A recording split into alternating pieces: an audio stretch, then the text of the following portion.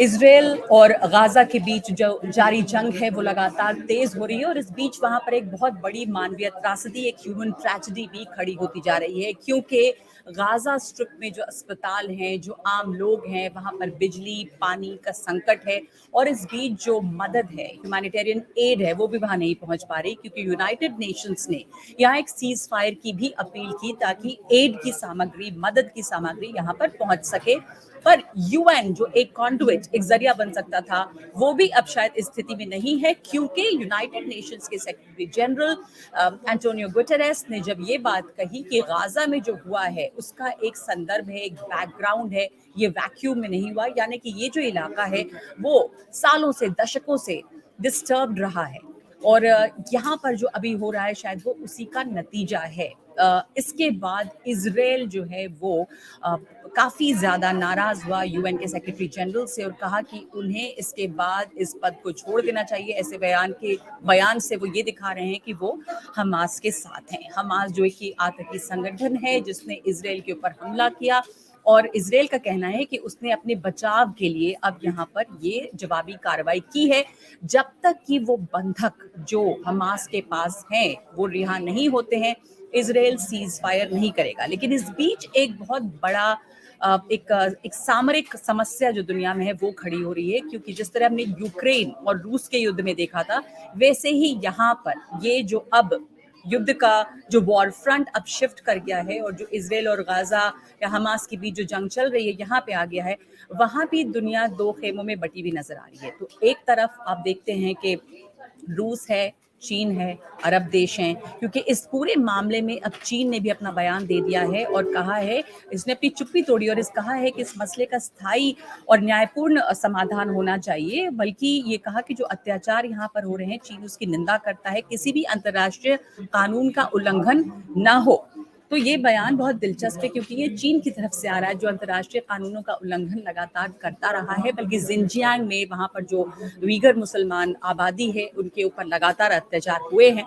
बहरहाल ये एक अलग बात है, पर चीन ने भी इस पर अपनी चुप्पी तोड़ी है। तो चीन और रूस लगभग अलाइंड है, अरब देश है यहाँ पर, और दूसरे खेमे में दिख रहा है अमेरिका जो बहुत मजबूती के साथ इजराइल के साथ खड़ा है, कुछ यूरोपीय देश जिनको अब इस युद्ध की समस्या को झेलना भी पड़ेगा, क्योंकि यहाँ पर एक बहुत बड़ी रेफ्यूजी समस्या भी खड़ी हो रही है। और जो रेफ्यूजी शरणार्थी यहाँ से निकलेंगे, त्रासदी ये है कि कोई भी अरब मुल्क जो पड़ोसी है वहां पर वो उन्हें लेने के लिए तैयार नहीं है और ये अब आखिरकार किस यूरोपीय देशों में भी जाएंगे। लेकिन इस बीच एक बहुत बड़ा संकट जो है वो खड़ा हुआ है, इस ह्यूमन ट्रेजेडी का जो यहाँ पर हो रहा है।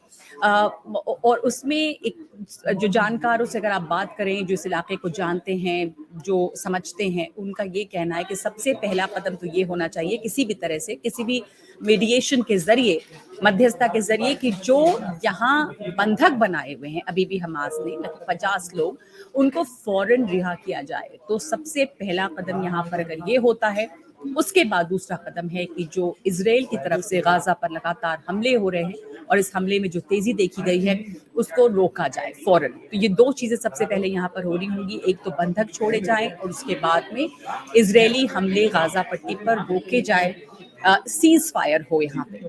पर क्या ये मुमकिन है?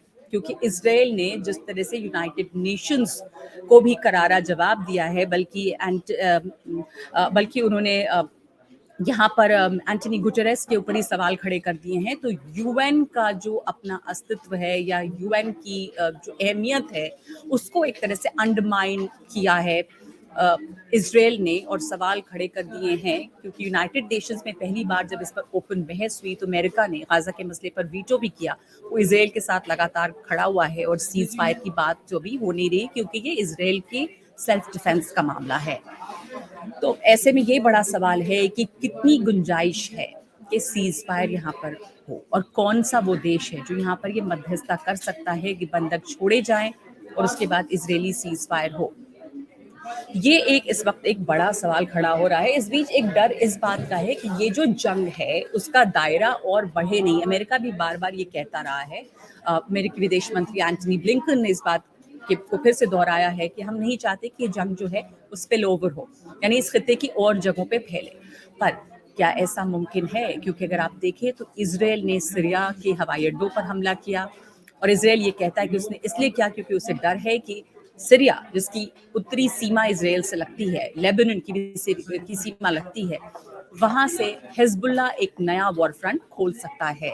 तो इसलिए इसराइल पहले से ही ये प्रिएम्प्टिव मेजर्स यहाँ पे ले रहा है। तो सीरिया इसमें शामिल हो जाता है। टर्की में शासक जो हैं रिसेप तैयब एर्दोआन, उन्होंने कहा है कि फौरन सीज फायर होना चाहिए और इजरायली सीज फायर और जो दोनों हमले हो रहे हैं वो रोके जाएं। तो इसमें टर्की भी है, इसमें ईरान भी शामिल हो रहा है, इसमें इस तरफ सीरिया शामिल हो ही चुका है। कतर या अरब देश जो हैं वो इन्वॉल्व हैं कि किस तरह से ये मामला जो है सुलझेगा। इसका ये स्पिल ओवर ना हो ये मुश्किल है, क्योंकि यूरोपीय देश भी यहाँ पर खड़ी हो रही जो मानवीय त्रासदी है उसको झेलना जो है उनकी एक मजबूरी भी होगी, क्योंकि रेफ्यूजीज हैं जो शरणार्थी हैं वो वहाँ भी जाएंगे। अर्थव्यवस्था पर भी असर इसका पड़ेगा। तो ऐसे में जानकार यही कहते हैं कि पहला कदम यही होना चाहिए कि यहाँ पे बंधक छोड़े जाएं और इजराइल की तरफ से यहाँ एक सीज फायर हो। पर फिलहाल जो स्थिति बनी हुई है वो यूनाइटेड नेशंस बनाम इजराइल